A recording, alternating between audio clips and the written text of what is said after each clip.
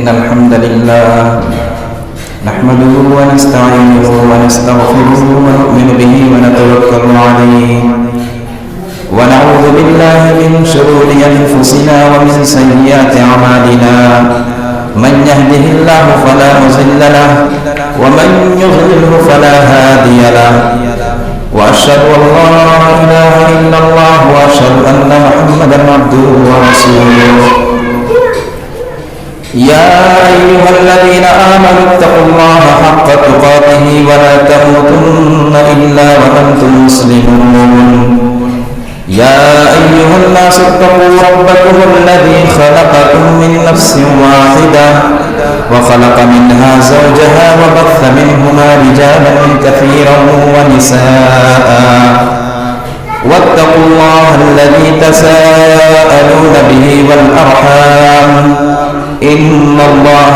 كان عليكم رقيبا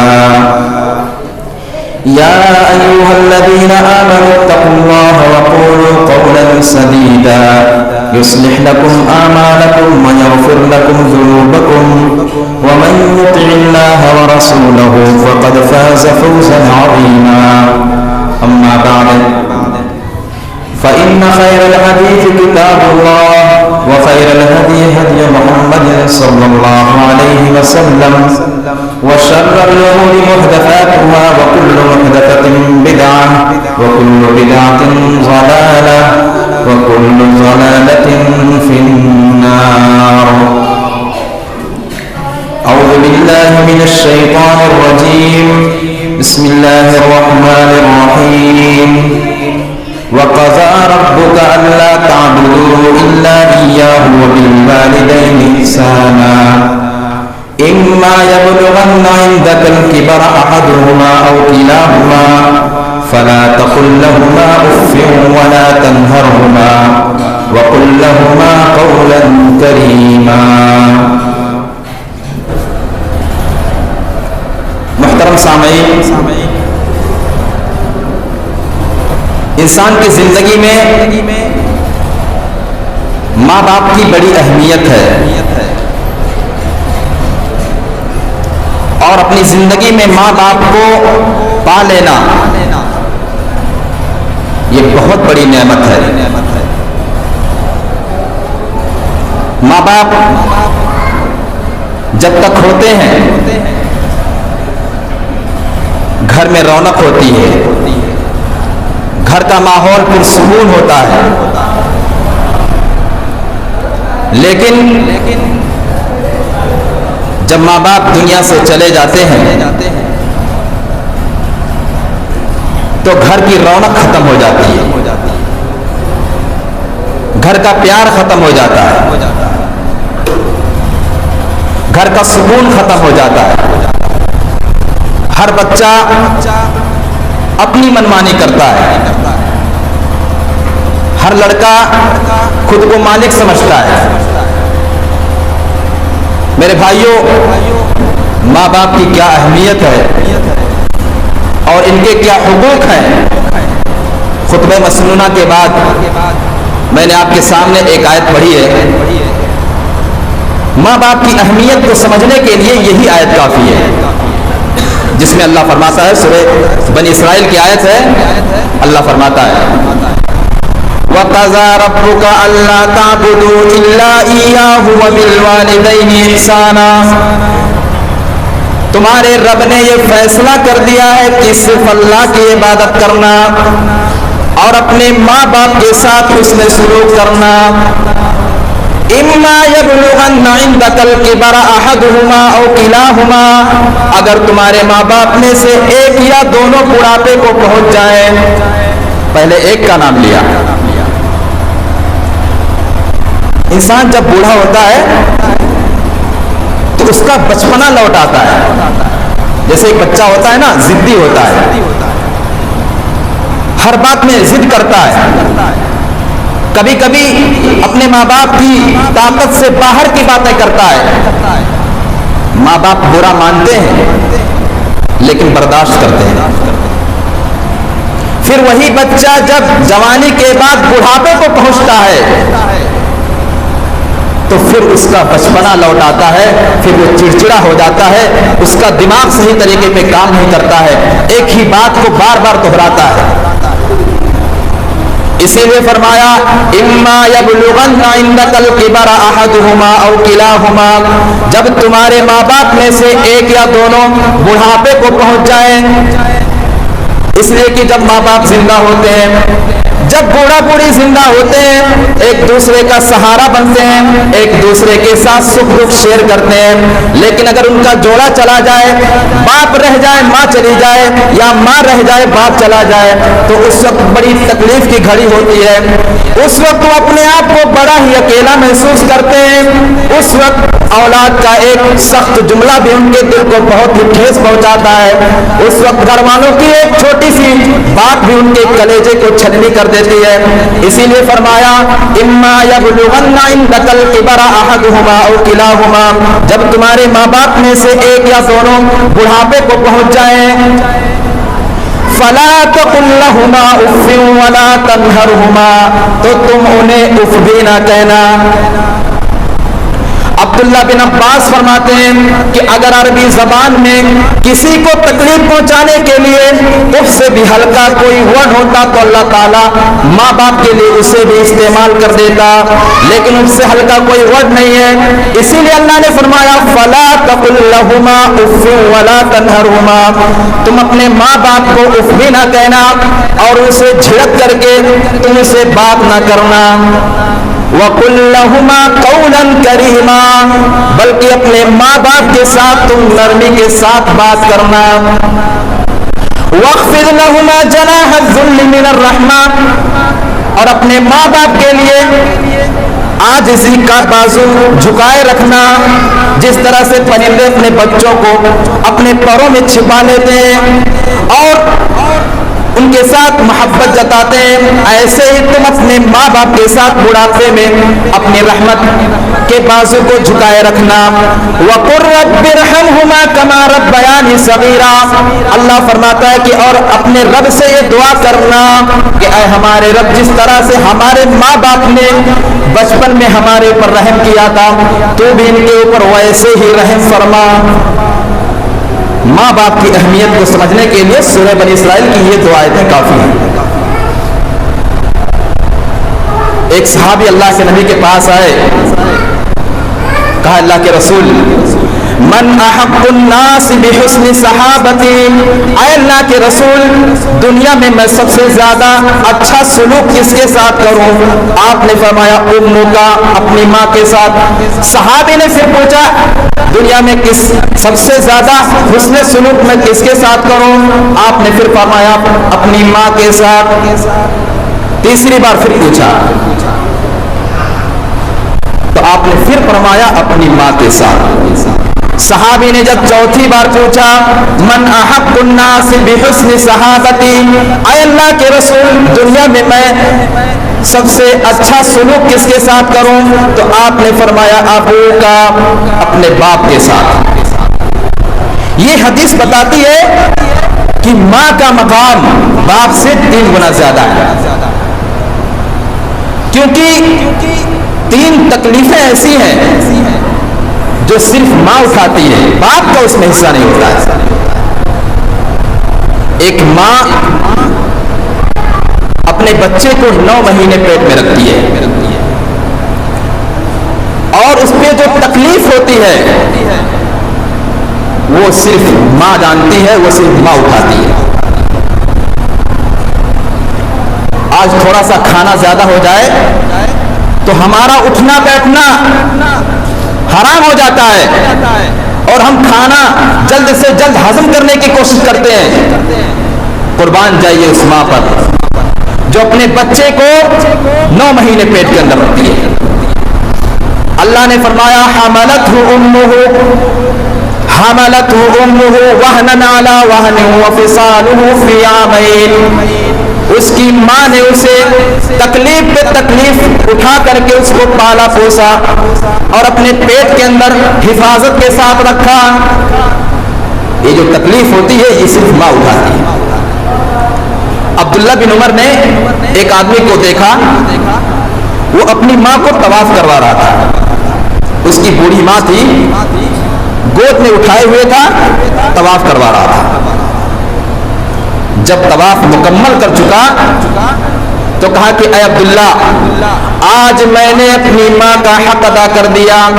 اے عبداللہ, میری ماں نے میرے لیے بچپن میں بہت کچھ کیا تھا, آج میں نے اپنی ماں کو حج کروا دیا, طواف کروا دیا, چکر لگوا دیے, آج میں نے اپنی ماں کا حق ادا کر دیا. عبداللہ بن عمر نے کہا, میں تمہیں کیسے سمجھاؤں کہ ماں کا حق ادا نہیں کیا جا سکتا ہے, ماں کے احسانات کو بھلائے نہیں جا سکتے ہیں, ماں کے احسانات کا قرض دنیا کے اندر چکایا نہیں جا سکتا ہے. ارے جس دن تو پیدا ہوا تھا, تیری ماں نے تیری پیدائش کے وقت جو تکلیف برداشت کی تھی, تو نے اس ایک پل کی تکلیف کا بھی حق ادا نہیں کیا ہے. تو کہہ رہا ہے کہ تو نے پوری زندگی کا حق ادا کر دیا. ماں کے احسانات کو چکایا نہیں جا سکتا ہے, بھلایا نہیں جا سکتا. یہ جو تکلیف ہوتی ہے پیٹ میں رکھنے کی تکلیف, یہ صرف ماں اٹھاتی ہے. جب بچہ پیدا ہونے کا وقت آتا ہے, شوہر اپنی بیوی کو ہاسپٹل لے کر جاتا ہے. ڈاکٹر کہتا ہے اس کیس میں آپ کی بیوی کی جان بھی جا سکتی ہے. قربان جائیے اس ماں پر جو اپنے بچے کو حاصل کرنے کے لیے اپنی جان کی بازی لگا دیتی ہے, اپنے بچے کو پانے کے لیے. اس کو پتا ہے کہ میری موت بھی ہو سکتی ہے, میری جان بھی جا سکتی ہے, لیکن اپنے بچے کو حاصل کرنے کے لیے اپنی جان کی بازی لگا دیتی ہے. یہ تکلیف بھی صرف ماں اٹھاتی ہے. پیدائش کے وقت کی جو تکلیف ہے وہ صرف ایک ماں اٹھاتی ہے. تیسری تکلیف, ماں اپنے بچے کو 2 سال دودھ پلاتی ہے, اپنا خون پلاتی ہے. کبھی کبھی اس کا کھانے کا من نہ ہو, لیکن اس لیے کھاتی ہے تاکہ بچے کو دودھ مل جائے, تاکہ اس کو غذا مل جائے, تاکہ بچہ میرا کمزور نہ ہو جائے. یہ 3 تکلیفیں ایسی ہیں جو صرف ماں اٹھاتی ہے, اسی لیے ماں کا مقام باپ سے 3 گنا زیادہ ہے. میرے بھائی اور دوستو, آج ہمارے سماج کا حال دیکھیے, اپنی سوسائٹی اور سماج کا حال دیکھیے. ایک ماں باپ مل کر 8 بچے, 10 بچے, 12 بچے پال لیتے ہیں اور خوشی کے ساتھ پال لیتے ہیں, اور جو بھی تکلیفیں ہوتی ہیں وہ سب بھول جاتے ہیں. لیکن یہی بچے جب بڑے ہوتے ہیں اپنے ماں باپ کو بوجھ سمجھتے ہیں. میرے بھائیوں, آج لوگ جنت تلاش کرنے کے لیے حج کر رہے ہیں, صدقہ اور خیرات کر رہے ہیں, نمازیں پڑھ رہے ہیں, نہ جانے کیا کیا کر رہے ہیں. گھر کے اندر بھی ایک جنت ہے, گھر کے اندر بھی ایک جنت ہے, اس کی قدر کیا کرو. ایک صحابی اللہ کے نبی کے پاس آئے, کہا اللہ کے رسول سارے صحابہ جہاد میں جا رہے ہیں, میں بھی جہاد کرنا چاہتا ہوں, میں بھی جنت چاہتا ہوں, میں بھی کافروں کے ساتھ لڑنا چاہتا ہوں, اے اللہ کے رسول مجھے اجازت دیجیے. آپ نے فرمایا احیۃ امک, کیا تمہاری ماں زندہ ہے, کیا تمہاری ماں حیات ہے؟ کہا ہاں اللہ کے رسول میری ماں زندہ ہے. تو آپ نے فرمایا فالزمها فإن الجنة تحت قدمها, کہا کہ تم اپنی ماں کو لازم پکڑو, اپنی ماں کی خدمت کرو, تمہیں جہاد میں جانے کی ضرورت نہیں ہے, تو اپنی ماں کی خدمت کرو, اس لیے کہ جنت تمہاری ماں کے قدموں کے نیچے ہے. جنت چاہیے نا, جہاد میں جانا چاہتے ہو, جنت چاہیے نا, جنت تمہارے گھر کے اندر ہے, جاؤ پہلے اس کی خدمت کرو اور اس کی اطاعت کرو, اس کی فرما برداری کرو, تمہیں جنت مل جائے گی. میرے بھائی اور دوستو, سعد بن ابی وقاص رضی اللہ تعالیٰ عنہ, یہ جب اسلام لائے تو ان کی ماں نے کہا کہ بیٹا جب تک تو اسلام نہیں چھوڑے گا میں نہ کھانا کھاؤں گی نہ پانی پیوں گی, یہاں تک کہ میں مر جاؤں گی. ایک بوڑھی ماں اس طرح کا جملہ اپنی زبان سے ادا کر رہی ہے, کیسی نازک گھڑی تھی اور کیسا امتحان تھا. سعد بن ابی وقاص رضی اللہ تعالیٰ عنہ کھانا لے کر اپنی بوڑھی ماں کے پاس پہنچے, کہا ماں کھانا کھا دو. کہا نہیں, جب تک تو اسلام نہیں چھوڑے گا میں کھانا ہاتھ نہیں لگا سکتی. تو حضرت سعد بن ابی وقاص رضی اللہ تعالیٰ عنہ نے جو کہا تھا وہ سوچنے کے لائق ہے میرے بھائیوں. حضرت سعد بن ابی وقاص رضی اللہ تعالیٰ عنہ نے کہا کہ اے ماں تو میری ماں ہے، میں جب تک تو نہیں کھائے گی میں تجھے کھلانے کی کوشش کروں گا، لیکن سن لے اسلام کی محبت میرے دل سے نہیں نکل سکتی. بہت بڑی قربانی تھی. ماں نے جب یہ دیکھا کہ بیٹا اسلام چھوڑنے کے لیے راضی نہیں ہے اور اسلام اس کے دل میں بس چکا ہے، تب پھر ماں نے کھانا پینا شروع کیا. قرآن کی آیت اللہ نے نازل فرمایا وَإِن جَاهَدَاكَ عَلَىٰ أَن تُشْرِكَ بِي مَا لَيْسَ لَكَ بِهِ عِلْمٌ فَلَا تُطِعْهُمَا، اگر تمہارے ماں باپ تمہیں شرک کی دعوت دیں، تمہیں شرک کرنے پر مجبور کریں، تمہیں غیر اللہ کے سامنے تمہیں ماتھا ٹیکنے پر تمہیں مجبور کریں، فَلَا تُطِعْهُمَا، تو تم یہاں ان کی بات مت ماننا، وَصَاحِبْهُمَا فِي الدُّنْيَا مَعْرُوفًا، لیکن دنیا کی زندگی میں تم ان کے ساتھ حسن سلوک کرنا، دنیا میں تم ان کے ساتھ اچھے طریقے سے رہنا اور ان کے ساتھ احسان کرنا، اگرچہ تمہارے ماں باپ کافر ہیں، اگرچہ تمہارے ماں باپ مشرک ہیں، پھر بھی دنیا میں تم ان کے ساتھ حسن سلوک کرنا. حضرت ابراہیم علیہ السلام کو دیکھیے جن کو اللہ کا خلیل کہا جاتا ہے، یہ اپنے مشرک باپ آزر کے پاس جاتے ہیں اور توحید کی دعوت دیتے ہیں. دعوت دینے کا انداز دیکھیے، یا ابتی لم تعبد ما لا يسمع ولا يبصر ولا يغني عنك شيئا، کہا اے ابو جان آپ ایسی چیزوں کی عبادت کیوں کرتے ہیں جو نہ تو سنتے ہیں نہ تو دیکھتے ہیں اور نہ ہی کسی طرح کے نفع اور نقصان کے مالک ہیں. اے ابو جان یا ابتی انی قد جانی من العلم ما لم یأتک فاتبعنی اہدک صراطا سویا، اے ابو جان میرے پاس علم آ چکا ہے، ایسا علم آ چکا ہے جو آپ کے پاس نہیں آیا ہے، تو آپ میری اتباع کریے، میں سیدھے راستے کی طرف آپ کی رہنمائی کروں گا. یا ابت لا تعبد الشیطان، اے ابو جان شیطان کی عبادت نہ کریے، ان الشیطان کان للرحمن عصیا، شیطان تو رحمان کا نافرمان ہے، شیطان تو رحمان کا نافرمان ہے. یا ابت انی اخاف ان یمسک عذاب من الرحمن فتکون للشیطان ولیا، اے ابو جان مجھے ڈر ہے کہ کہیں رحمان کا عذاب اللہ کا عذاب آپ کو نہ پکڑ لے اور آپ شیطان کے دوست نہ بن جائیں. توحید کی دعوت دے رہے ہیں. انداز دیکھیے کتنے پیار سے اور ابو جان کہہ کر کے اپنے باپ کو توحید کی دعوت دے رہے ہیں. اللہ تعالیٰ نے ان کے الفاظ کو قرآن میں نقل کیا ہے. میرے بھائی اور دوستو، اسلام ہمارا وہ دین ہے جو ماں باپ کے ساتھ حسن سلوک چاہتا ہے. آج آپ نے دیکھا ہوگا بہت ساری جگہوں پر اولڈ ہاؤس بنائے جاتے ہیں. بیٹا نوکری والا ہے، بیٹے کے پاس پیسے ہیں، کاروبار ہے، سب کچھ ہے، لیکن باپ کو پالنے کے لیے اس کے پاس ایک کوڑی نہیں ہے، باپ کو ایک کوڑی دینے کے لیے تیار نہیں ہے، اور باپ کو لے جا کر کے اس اولڈ ہاؤس میں رکھاتے ہیں. حکومت ان کی پرورش کرتی ہے. کتنے لوگ ہیں جو کتوں کو گاڑیوں میں لے کر کے گھومتے ہیں، ان کو چومتے ہیں، چاٹتے ہیں، ان کو مہنگے مہنگے کیک کھلاتے ہیں، لیکن ایسی عنایت ایسی رحمت ماں باپ کے ساتھ کیوں نہیں ہوتی ہے؟ ماں باپ کے ساتھ ایسا رویہ کیوں نہیں اپنایا جاتا ہے جو جانوروں کے ساتھ کیا جاتا ہے، جو کتوں کے ساتھ کیا جاتا ہے؟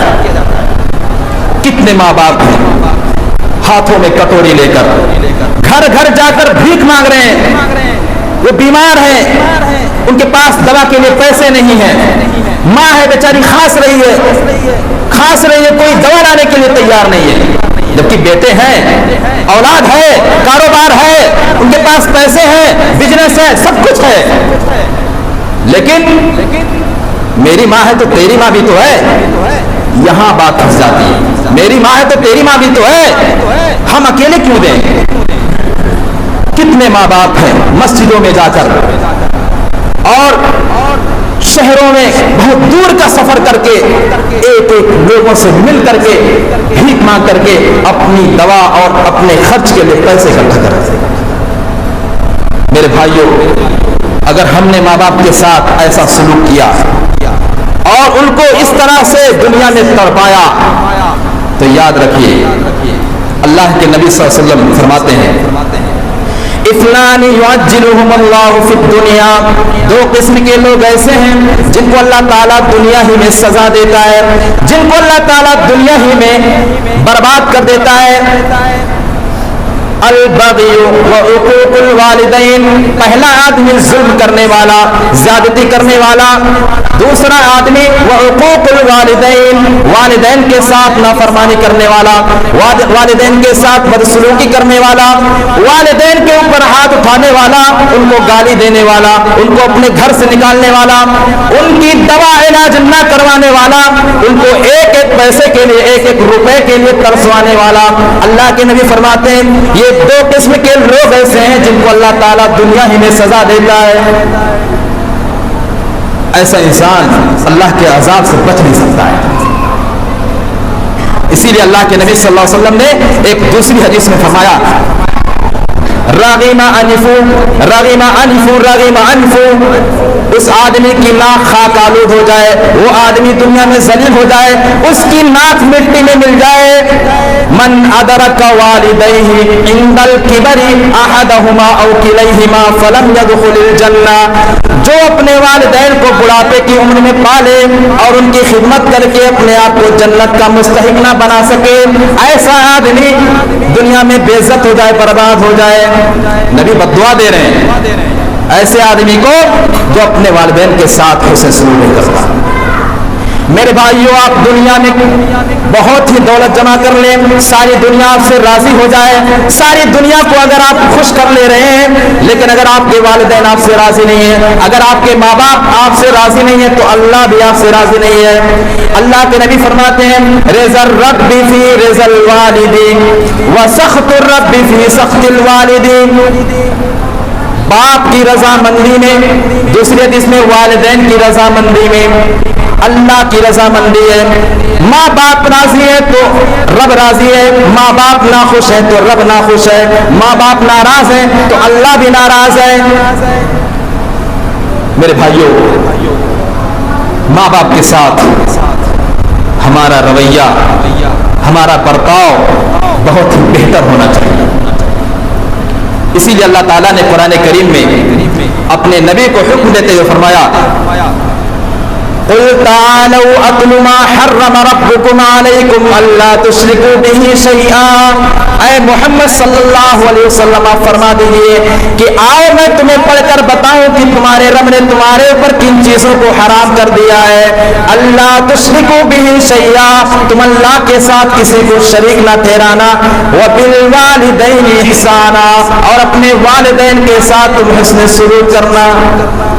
صحیح مسلم اور صحیح بخاری کی روایت ہے، اور آپ نے بارہا سنا ہوگا، جریج نام کا ایک شخص تھا، ان کی ماں ان سے ملنے کے لیے آئی، یہ نماز پڑھ رہے تھے، بلا رہی ہے بیٹا جریج، بیٹا نماز میں ہے، بولنے کے لیے تیار نہیں ہے۔ ماں واپس چلی گئی، دوسرے دن پھر آئی اور پھر بلایا اور پھر وہی حالت تھی کہ وہ نماز میں تھے۔ تیسرے دن پھر آئی، پھر وہ نماز میں تھے۔ کئی بار جب اس نے چکر لگایا اور دیکھا کہ بیٹا بات نہیں کر رہا ہے، تو ماں کی زبان سے یہ الفاظ نکل گئے کہ اے اللہ، جریج کو اس وقت تک موت نہ دینا جب تک کہ یہ کسی بدکار عورت کا منہ نہ دیکھ لے۔ ماں نے بددعا دے دی۔ نیک آدمی اتنا ہے، اتنا نیک ہے کہ ہر وقت نماز میں گزر رہا ہے، اور ماں نے بددعا دے دی۔ امام مسلم رحمۃ اللہ علیہ نے اس حدیث کو مسلم کے اندر نقل کیا ہے، اور یہ مسئلہ استدلال کیا ہے کہ اگر کوئی لڑکا، کوئی بچہ نماز پڑھ رہا ہے اور اس کے والدین اس کو پکاریں تو وہ نماز چھوڑ کر کے اس کا جواب دے۔ اگر وہ نفل پڑھ رہا ہے اور اس کے والدین اس کو بلائیں تو نماز چھوڑ کر کے اپنے ماں باپ کی آواز پر لبیک کہنا چاہیے۔ ماں نے بد دعا دے دی، اور آپ نے سنا ہوگا بہت لمبا چوڑا واقعہ ہے کہ لوگوں نے ان کو بدنام کیا، ایک عورت نے ان کے اوپر تہمت لگائی، بعد میں پتا چلا کہ ان کا اس میں کوئی ہاتھ نہیں تھا، کسی اور کا ہاتھ تھا۔ لیکن ماں نے جو بد دعا دی تھوڑی دیر کے لیے ہی صحیح، تھوڑی دیر کے لیے ہی صحیح، پریشان تو ہوئے، اور اللہ کے نبی نے یہاں تو فرمایا تھا کہ اگر ان کی ماں نے یہ بد دعا دی ہوتی کہ جریج کسی بدکار عورت کے ساتھ غلط کام کر لے تو جریج اس گناہ میں بھی ملوث ہو جاتا۔ میرے بھائی اور دوستو، ماں باپ کا احسان ہمارے اوپر اتنا ہے کہ بھلایا نہیں جا سکتا۔ ایک شاعر ہے، عربی میں کچھ اشعار کہتا ہے،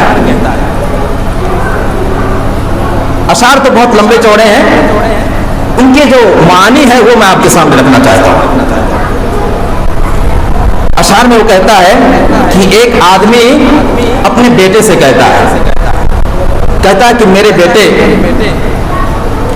جس دن تو پیدا ہوا تھا میں نے اپنی ذات کے لیے جینا چھوڑ دیا تھا، جس دن تو دنیا میں آیا تجھے آباد کرنے کے لیے میں نے ایک نئی زندگی اور ایک نیا سفر شروع کیا، تجھے آرام پہنچانے کے لیے دھوپوں میں کام کیا، تجھے سرد راتوں میں بچانے کے لیے رات رات بھر جگا، تیری ایک مسکراہٹ دیکھنے کے لیے رات رات بھر تڑپا، تو جوان ہوتا گیا میں بوڑھا ہوتا گیا، تیری کمر اٹھ گئی میری کمر جھک گئی، میں نے اپنی زندگی کی پوری محنت کا رس تیرے اندر نچوڑ دیا اور میں بالکل بوڑھا ہو گیا، لیکن جب تو بڑا ہوا تو اترانے لگا، تیرے اندر اکڑ آ گئی، بدتمیزی کے ساتھ تو بات کرنے لگا، تو نے میرے راتوں کو تڑپنے کو بلایا، تو نے میری سرد راتوں میں محنت کو بلایا، دھوپوں میں کام کرنے کو بلایا، لوگوں کی بھیڑ میں دھکے کھانے کو بلایا، اور آج تو باتیں ایسی کر رہا ہے ایسا لگ رہا ہے جیسے تو مالک ہے میں نوکر ہوں، ایسا لگ رہا ہے جیسے تو مالک ہے اور میں نوکر ہوں، تو بات ہے میں بیٹا ہوں، تو باتیں ایسی کر رہا ہے۔ میرے بھائی اور دوستو، جو لوگ اپنے ماں باپ کے احسانات کو دنیا کے اندر بھلا دیتے ہیں، یقین مانیے جب تک ایسا آدمی دنیا کے اندر ذلیل نہیں ہوگا اور جب تک ایسا آدمی دنیا کے اندر سزا نہیں پائے گا تب تک اسے موت نہیں آ سکتی۔ ایک مشہور واقعہ آپ نے سنا ہوگا کہ ایک لڑکا اپنے باپ کی ٹانگ کھینچ کر کے لا رہا تھا، جب سڑک کے پاس پہنچا تو باپ نے کہا کہ بس کر، کہا بس کر یہیں تک رہنے دے، کہا کہ کیوں؟ کہا میں نے بھی اپنے باپ کو یہیں تک لایا تھا۔ میرے بھائی اور دوستو، آپ نماز نہ پڑھیں اللہ معاف کر سکتا ہے، یہ جرم ایسا ہے کہ اس جرم کی سزا ملتی ہے۔ میرے بھائیوں، ہمیں اور آپ کو چاہیے کہ ہم اپنے والدین کے ساتھ دنیا میں احسان کریں، اور جس طرح سے ایک ماں کتنی محبت کرتی ہے، آپ دیکھیے ایک بچہ ہوتا ہے اس کی ماں اس کے پیچھے پیچھے لگی رہتی ہے، جب تک وہ جوان نہیں ہو جاتا ہے، جب تک اس کی شادی نہیں ہو جاتی تب تک اس کی ماں کو فکر ہوتی ہے کہ کھانا کھایا کہ نہیں، پانی پیا کہ نہیں، کپڑے ملے کہ نہیں، یہ کھا لے وہ کھا لے، یہ بنا دو وہ بنا دو۔ آپ ایک ملازم رکھیں گے نا، ملازم کھانا بنانے کے لیے وہ تنخواہ لے گا، اور آپ کھائیں گے کہ نہیں کھائیں گے اس سے اس کو کوئی مطلب نہیں ہے، لیکن ایک ماں اگر دو بیٹے ہیں اور دونوں کو الگ الگ چیزیں پسند ہیں تو ایسے بھی گھر ہیں جہاں دو طرح کی چیزیں آتی ہیں تاکہ دونوں بیٹے خوش ہو جائیں۔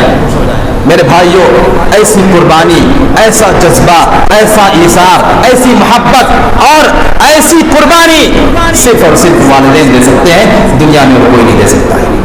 اسی لیے کہ ایک ماں باپ اور خصوصاً ماں اگر بچہ بیمار ہو جائے تڑپ جاتی ہے، اور ہاسپٹل لے کر کے راتوں رات سردی ہو گرمی ہو اس سے مطلب نہیں ہے، بچانے کی فکر میں لگ جاتے ہیں۔